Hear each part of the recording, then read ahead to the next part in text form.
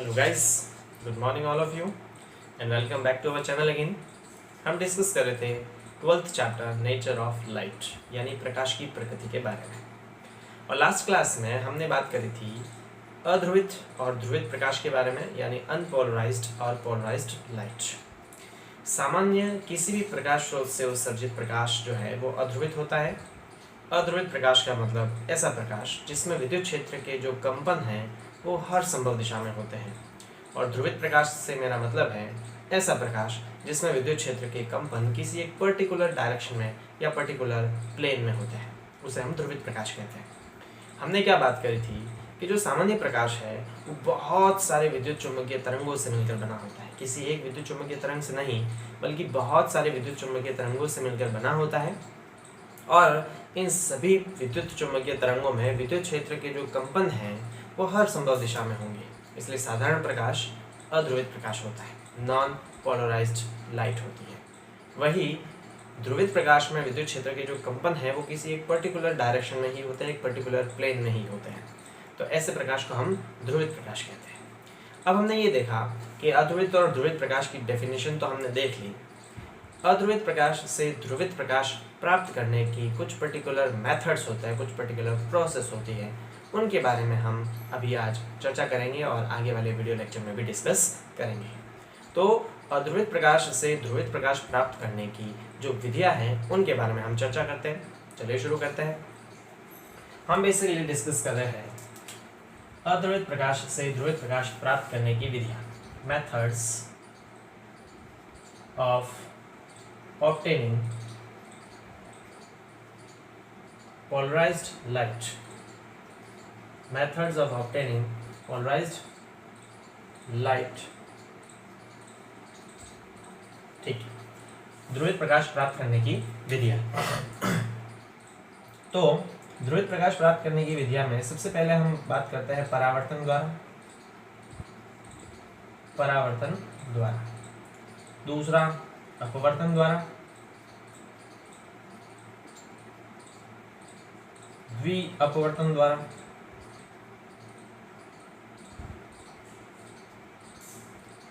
द्विवर्णता द्वारा,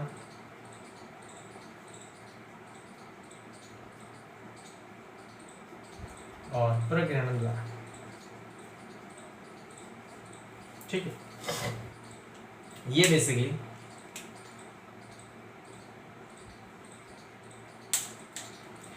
पांच मेथड है। हमें ध्रुवित प्रकाश प्राप्त करने के लिए पांच मेथड हमारे पास दिए गए। या तो हम परावर्तन द्वारा ध्रुवित प्रकाश प्राप्त कर सकते हैं, या अपवर्तन द्वारा ध्रुवित प्रकाश प्राप्त कर सकते हैं, या द्विअपवर्तन द्वारा प्राप्त कर सकते हैं, द्विवर्णता द्वारा, प्रकीर्णन द्वारा। इसमें से परावर्तन से आप अवगत है क्योंकि हम 11th चैप्टर जो है रे ऑप्टिक्स उसमें परावर्तन को डील कर चुके हैं। अपवर्तन से भी आप अवगत है, इसके बारे में भी हम डील कर चुके हैं, और प्रकीर्णन के बारे में भी हम डील कर चुके हैं। यहाँ पर दो वर्ड नए आ रहे हैं, एक तो द्विअपवर्तन द्वारा और एक है द्विवर्णता द्वारा। ये दो नए हमारे पास टर्म्स दिख रहे हैं, तो इन टर्म्स को हम थोड़ा अच्छे से एक्सप्लेन करेंगे। परावर्तन और अपवर्तन की मैं बेसिक डेफिनेशन नहीं बताऊंगा क्योंकि परावर्तन और अपवर्तन हम इससे आगे वाले ऑप्टिक्स में, रे ऑप्टिक्स में डिस्कस कर चुके हैं। तो सबसे पहले हम बात करते हैं परावर्तन द्वारा समतल ध्रुवित प्रकाश प्राप्त करना। इसकी पहली विधि पढ़ते हैं जो है परावर्तन द्वारा समतल ध्रुवित प्रकाश प्राप्त करना। तो बाकी सबको अपन कर देते हैं रफ, और हम बात करते हैं परावर्तन द्वारा समतल ध्रुवित प्रकाश प्राप्त करना। वेरी फर्स्ट जो इसमें टॉपिक पढ़ रहे हैं हम वो है परावर्तन द्वारा समतल ध्रुवित प्रकाश प्राप्त करना।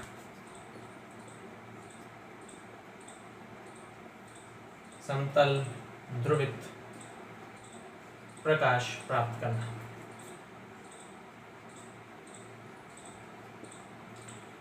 देखिए, इसके बारे में सबसे पहले बताया था वैज्ञानिक ब्रूस्टर ने। उन्होंने ये देखा कि जब भी किसी अध्रुवित प्रकाश को, सामान्य प्रकाश अध्रुवित प्रकाश होता है, तो जब भी किसी सामान्य प्रकाश को या हम ये कहें कि अध्रुवित प्रकाश को किसी पारदर्शी सतह पर आपतित किया जाता है, तो उस स्थिति में क्या होता है कि प्रकाश का कुछ भाग तो परावर्तित होता है और कुछ भाग अपवर्तित होता है। अब परावर्तित और अपवर्तित दोनों ही भाग जो है वो आंशिक रूप से ध्रुवित हो जाते हैं। कहने का मतलब कि उनमें विद्युत क्षेत्र के कंपन हर संभव दिशा में नहीं होते और एक दिशा में भी नहीं होते, लेकिन कुछ दिशाओं में होते हैं। लेकिन यदि आपतन कोण का एक विशेष मान हो, यानी एक विशेष आपतन कोण पर जो परावर्तित भाग है उसमें विद्युत क्षेत्र के कंपन केवल एक ही दिशा में रह जाते हैं, मतलब वो पूर्ण रूप से ध्रुवित हो जाता है, इस घटना को हम परावर्तन द्वारा समतल ध्रुवित प्रकाश प्राप्त करना कहते हैं। इसको समझ लेते हैं। बेसिकली ये क्या है, तो समझिए, मान लेते हैं कि हमारे पास एक पारदर्शी सतह है, ठीक है। मान लेते हैं हमारे पास एक पारदर्शी सतह है, कांच मान सकते हैं या पानी मान सकते हैं, ये पारदर्शी माध्यम है, ठीक है, पारदर्शी माध्यम।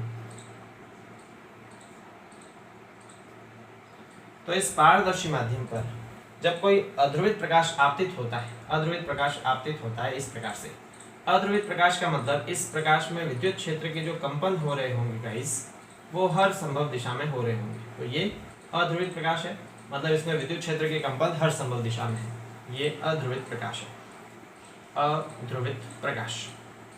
तो जब भी किसी पारदर्शी माध्यम पर कोई अध्रुवित प्रकाश आपतित होता है तो जिस बिंदु पर आपतित होगा उसे आपतन बिंदु कहेंगे, और यहाँ पे अपन एक अभिलंब बना सकते हैं, ये मैंने बना दिया अभिलंब। अब होता क्या है कि इस आपतित प्रकाश का कुछ भाग तो परावर्तित हो जाता है, कुछ भाग अपवर्तित हो जाता है। तो इसका कुछ भाग तो हो जाएगा परावर्तित और कुछ भाग हो जाएगा अपवर्तित। जाना तो ये सीधा चाहिए था, लेकिन ये विरल माध्यम से सघन माध्यम में आ रहा है, इसलिए ये अभिलंब की ओर झुक जाएगा और इस तरह से अपवर्तित होगा, ठीक है। ये है इसका परावर्तित भाग,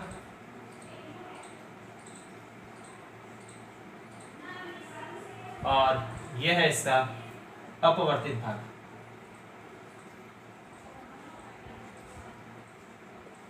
ठीक है। तो वैज्ञानिक ब्रूस्टर ने यह देखा कि जब भी किसी अध्रुवित प्रकाश को किसी पारदर्शी माध्यम पर आपतित किया जाता है, उस स्थिति में इस अध्रुवित प्रकाश का कुछ भाग तो परावर्तित हो जाता है आंशिक, और आंशिक भाग इसका अपवर्तित हो जाता है।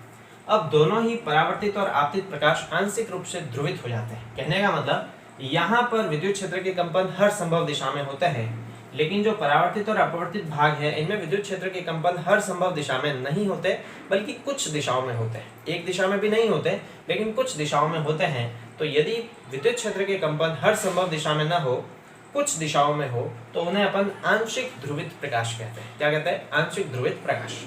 अब उन्होंने बाई एक्सपेरिमेंट ये देखा कि जब इस आपतन कोण का मान एक विशेष कोण के बराबर होता है, इस आपतन कोण का मान जब एक विशेष कोण के बराबर होता है, तो जो परावर्तित भाग है वो पूर्ण रूप से समतल ध्रुवित हो जाता है। समतल ध्रुवित का मतलब इस परावर्तित भाग में विद्युत क्षेत्र के कंपन केवल एक ही दिशा में होते हैं। तो हम इसमें केवल एक ही दिशा में कंपन बना देते हैं। यहाँ पे डॉट का मतलब इसमें विद्युत क्षेत्र के कंपन केवल एक ही दिशा में हो रहे हैं, जो है तल के लंबवत एक ही दिशा में विद्युत क्षेत्र के कंपन हो रहे हैं। और अपवर्तित प्रकाश जो है वो अभी भी आंशिक ध्रुवित ही होता है, मतलब इसमें विद्युत क्षेत्र के कंपन हर संभव दिशा में नहीं होते, लेकिन कुछ दिशाओं में जरूर होते हैं। ठीक है, तो ये तो हो जाता है आंशिक ध्रुवित, और ये हो जाता है समतल ध्रुवित, या पूर्ण रूप से समतल ध्रुवित कह सकते हैं। ये हो जाता है समतल ध्रुवित, समतल ध्रुवित, और ये हो जाता है आंशिक ध्रुवित। तो समझिए वापस क्या बताया मैंने।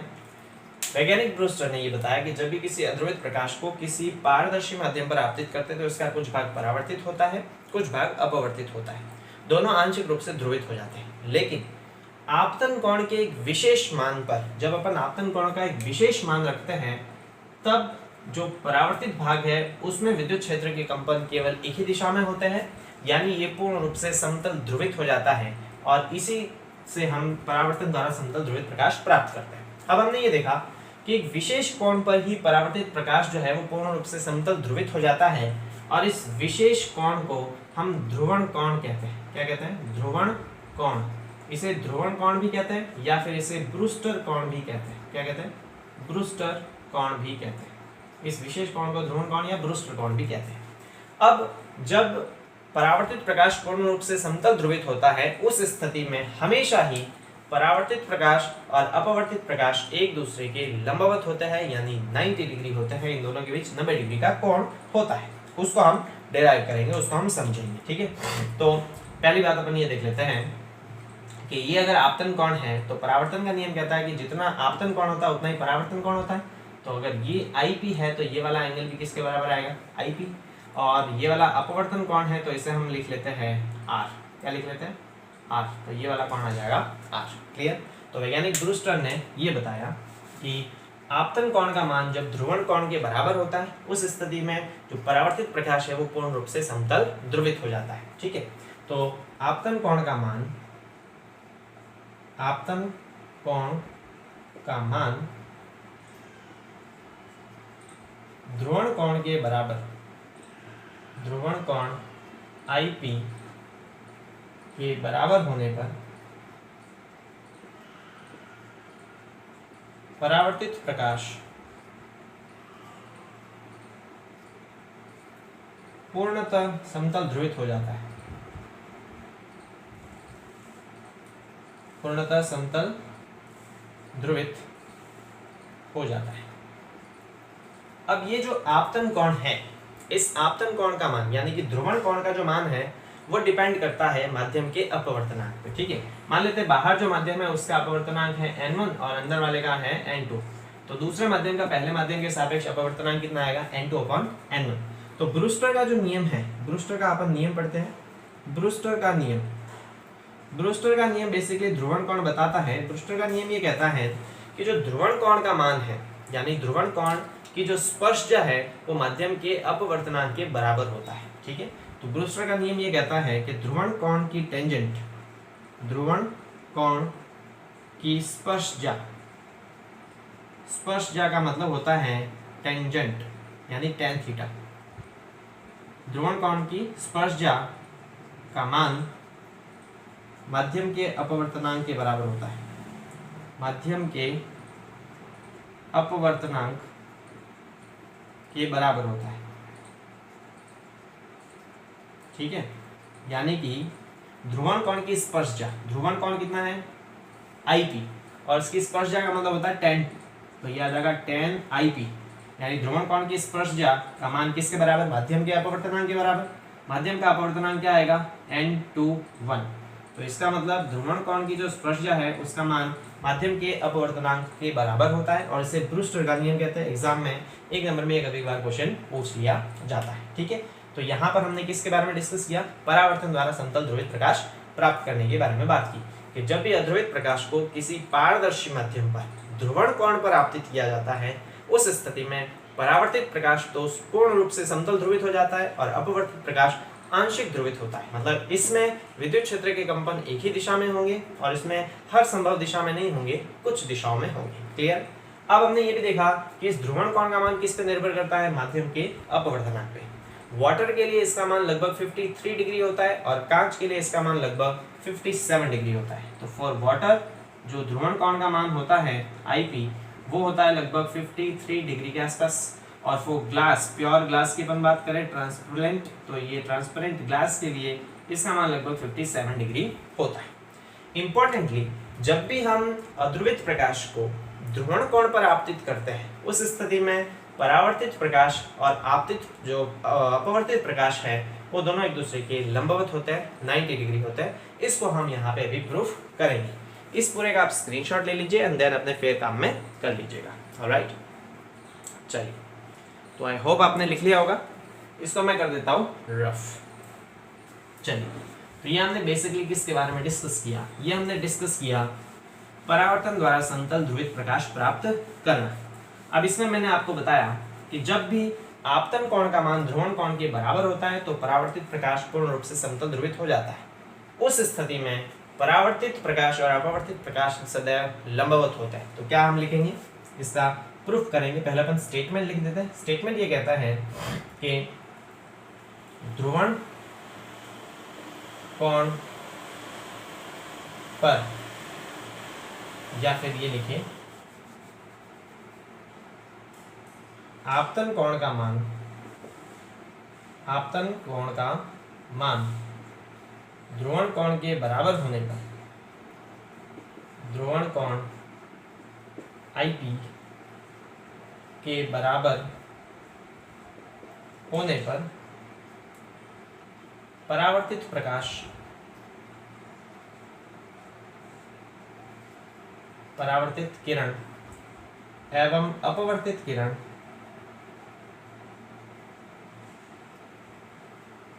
परस्पर लंबवत होती है,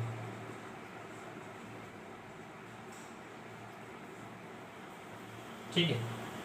स्टेटमेंट ये है कि जब भी हम अध्रुवित प्रकाश को, ये वाला अध्रुवित प्रकाश है, ये वाला अध्रुवित प्रकाश है, ठीक है, जब भी अध्रुवित प्रकाश को हम ध्रुवण कोण पर आपतित करते हैं तो जो परावर्तित किरण है और अपवर्तित किरण है वो एक दूसरे के लंबवत होगी।